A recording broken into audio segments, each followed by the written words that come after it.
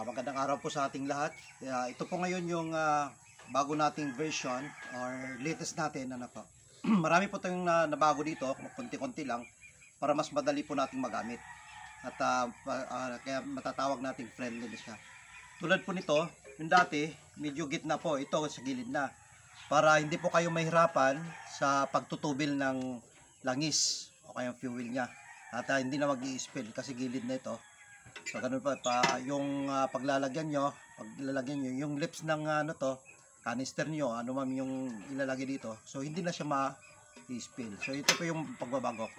At saka ito po, makikita, papansin po ninyo, curve po ito para ito po siya ay talagang yuko at hindi po bumabalik yung oil dito sa gilid pa at pumapatak sa dito.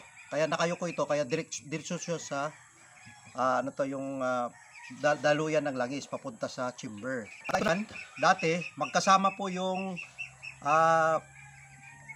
itong jack ng paglalagyan ng adapter.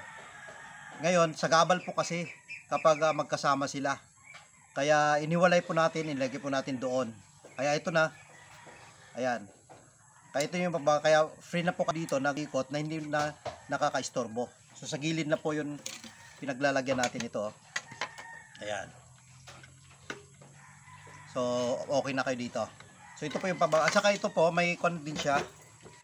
May overflow para ito hindi hindi pupunta sa blower natin.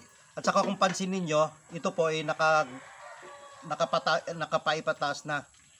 Kaya maganda po yung kanyang daloy pag nag-overflow siya, talagang dito lang, hindi po maapektuhan na yung ating blower. So yun po yung mga natin yung bago natin.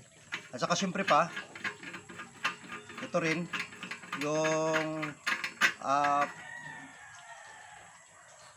nozzle natin. Ayan, may enhance oil distractor na po siya. Kaya maganda po yung kanyang epekto ng apoy kasi kung titignan natin parang umiikot. So itatry po natin ito mamaya para makita ninyo kung ano yung outcome niya.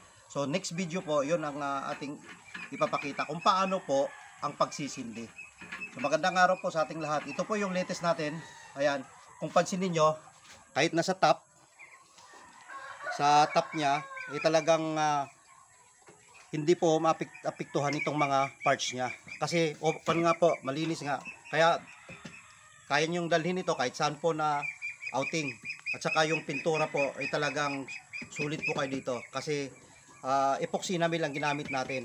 Hindi po basta-basta